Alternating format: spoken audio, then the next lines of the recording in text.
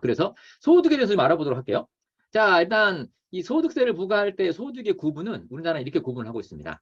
자, 소득은 크게 자, 이렇게 종합소득, 퇴직소득, 양도소득으로 나눠집니다. 자, 이 크게 이렇게 나눠지고요. 그다음에 이 종합소득에는 6가지 소득이 있습니다. 이자소득, 배당소득, 근로소득, 사업소득, 연금소득, 기타소득. 이건 다 이제 다들 알고 계시는 내용일 것 같고요. 그다음에 이 이자소득과 배당소득을 합해서 네, 금융소득이라고 하죠. 이 금융소득은 2천만 원을 넘어가면 종합과세한다라고들 모두 알고 계십니다. 네, 그리고 2천만 원 이하는 분리과세한다더라라고 알고 계시죠? 자, 종합과세한다는 의미는 뭡니까? 이 이자소득과 배당소득이 발생을 했을 때 2천만 원 넘어갔다 그러면 다른 소득이요. 다른 소득, 이자소득과 배당소득이 아닌 다른 소득과 합산을 해서 다시 계산해서 세금을 더 내라라고 하는 게 종합과세 아니겠습니까? 네. 그래서 종합과세가 무섭다는 게 그거죠. 네. 근데 2천만 원 이하면 분리과세, 그냥 다른 소득이 있다 하더라도 다른 소득하고 합산하지 말고 일정 부분 약 15.4%의 네, 그 이자소득세만 내고 끝내버려라. 분리해서 과세해버려라. 라는 게 분리과세 아닙니까? 네. 자, 그 이유, 의미는 우리가 지금 다 알고 있습니다. 자, 그 다음에 근로소득은 이제 연말정산을 하게 되죠. 네, 근로소득은 연말정산을 하게 됩니다. 매달 급여를 받을 때, 그건 이제 보수월액보험료라고 그랬죠. 네, 근로소득은. 그래서 이제 보수월액보험료, 뭐 건강보험료 띄고, 이렇게 받지 않습니까? 그 다음에 세금도 띄었다가, 나중에 이제, 다음해 2월 달에 네, 연말정산을 하게 되죠. 네. 자, 그리고 이제 사업소득에는 이제 이런 것들이 있죠. 네. 뭐 부동산이나 주택, 상가, 뭐 임대소득 있죠? 임대소득도 사업소득에 들어갑니다. 우리 아까 말씀드렸던 치킨집 사업자 등록을 하고 나서 네, 이 사업을 하시는 그것도 사업소득에 들어가고요. 근데 여기 보시면 이 보험설계사분들이라든가 방문 판매원, 우유배달원 이런 분들이 계십니다. 이런 분들은 사업자 등록을 하지 않습니다. 네. 사업자 등록을 하지 않는 대신에 매달 이 수당을 받을 때요. 수당을 받을 때 3.3%를 띄고 받고요. 떼고 원천징수 당하고 받는 다음에 이분들은 내년도 2월달, 다음해 2월달에 연말정산을 하시거든요. 네, 사업소득도 연말정산을 하나? 네, 연말정산을 합니다. 네, 이 세 분들은. 그리고 이제 종합소득세 신고를 할 거냐 말 거냐 라는 부분들이 결정이 되거든요. 네, 자, 그 다음에 이 연금소득은 이제 우리가 크게 공적연금과 사적연금으로 나눠지죠. 공적연금은 이제 공무원연금, 국민연금 뭐 이런 것들이 공적연금이 될 거고요.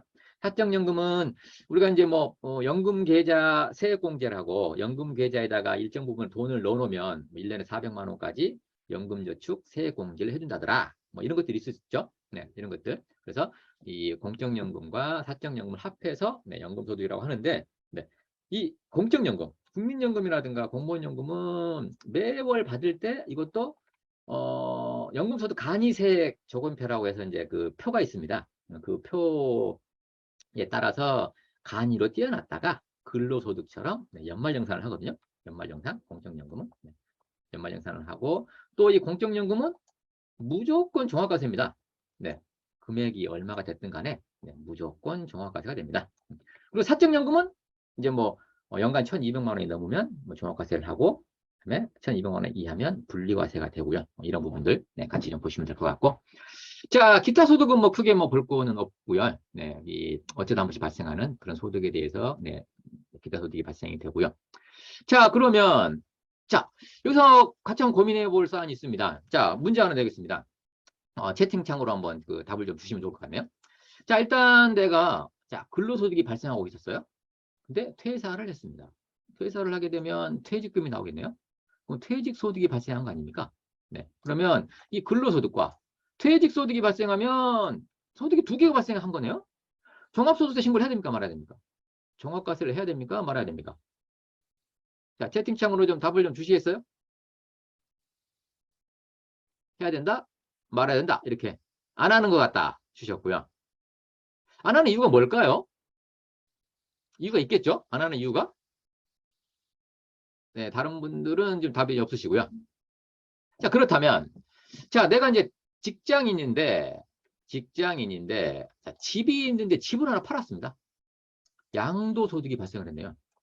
그럼 근로소득과 양도소득 두 개가 발생을 했으니 이 두 개를 합산을 해서 종합소득세 신고를 해야 될까요? 말아야 될까요? 자, 이것도 안 하는 것 같습니까? 하는 것 같습니까? 자, 그렇다면 세 번째, 근로소득을 발생하고 있는데 내가 저녁에 치킨집을 합니다. 이 투잡으로요. 치킨집을 해서 이 근로소득과 사업소득이 발생했습니다. 이 두 가지 소득이 발생을 했을 때 종합소득세 신고를 해야 될까요? 말아야 될까요? 네. 자, 이 근로소득과 사업소득이 같이 있을 때만 종합소득세 신고를 하고요. 근로소득과 퇴직소득이 발생했다거나 근로소득과 양도소득이 발생했다거나 이럴 경우에는 종합과세를 하지 않습니다. 왜냐? 자, 그 이유가 있겠죠. 네, JK님이 지금 정확하게 지적해 주신 대로 자, 퇴직소득은 종합소득이 아닙니다. 여기 있는 종합소득에 퇴직소득이 안 들어가죠. 종합소득에 양도소득이 안 들어갑니다. 종합과세 한다는 의미는 이 종합소득 6가지 중에 여러 가지가 발생을 했을 때 종합과세 한다거나 분리과세 한다는 의미거든요. 네. 그래서 이 종합소득과 따로 구분이 되는 퇴직소득과 양도소득은 종합과세 하지 않는다라고 하는 겁니다. 그럼 왜 퇴직소득과 양도소득은 종합과세 하지 않을까요? 자, 여기서 잘 보시면 이 종합소득 6가지는 어떻게 딱 보이십니까? 네, 이자, 배당, 근로사업, 연금, 기타 매년 발생할 가능성이 있는 소득들입니다. 매년 발생할 가능성이 있는 소득들. 근데 이에 비해서 퇴직소득이나 양도소득은 어떻습니까? 퇴직소득은 10년 근무한 대가, 양도소득 뭐 10년 동안 보유한 대가. 이런 대가를 한꺼번에 받는 거 아니겠습니까? 퇴직금이나 양도소득 같은 경우에는요. 그래서 이 퇴직소득, 양도소득은 자, 장기간 동안요, 누적으로 발생한 거를 일시에 과세하는 거기 때문에 매년 발생하지 않는다. 근데 매년 발생하는 거하고 합산해서 세금을 더 많이 내라 그러면 불리하겠죠. 또 얼굴 할 겁니다. 그래서 이 퇴직소득과 양도소득은 이 소득별로 별도 과세를 해버립니다. 별도 과세. 그러면은 분리과세 한다는 얘기야? 그럼 분리과세 하면은 여기 종합과세 하지 않는 걸 분리과세라고 했지 않습니까? 또 요거하고 헷갈린단 말이에요.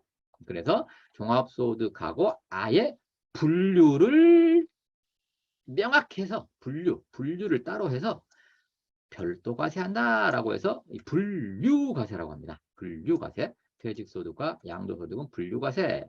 종합소득에서 종합과세, 분류과세 나눠진다는 거. 요거 좀 기억하시면 좀 안 헷갈릴 것 같습니다. 네. 그래서 소득은 이렇게 크게 이렇게 구분이 된다. 라고 하는 겁니다. 일단 우리가 이거를 이해해야 됩니다.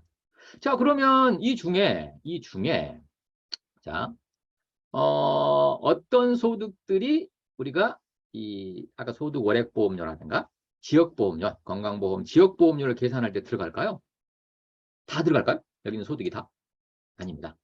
여기 종합소득만 들어갑니다. 또 종합소득 중에서도 들어가는 게 있고 안 들어가는 거 있습니다.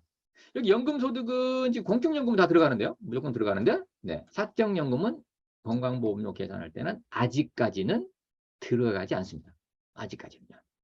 근데 어딘가요? 지금 공정거래위원회인가요? 네, 거기에서 이제 사적연금도 건강보험료를 계산을 할 때 넣어야 되지 않겠니? 라고 이제 권고를 한 것 같습니다. 네. 그래서 건강보험공단이 아마 그걸 고민 중에 있는 것 같아요. 사적연금도 지금은 과세가 전혀 안 되고 있으나, 네, 그 건강보험료에 포함을 안 시키고 있으나 앞으로는 과세를 좀 시켜야 되지 않을까라고 지금 고민을 하고 있는 것으로 보입니다. 언젠가는 또 들어갈 수도 있다는 거네요. 사적연금도. 네, 이건 좀 기다려봐야 될 사안 같습니다.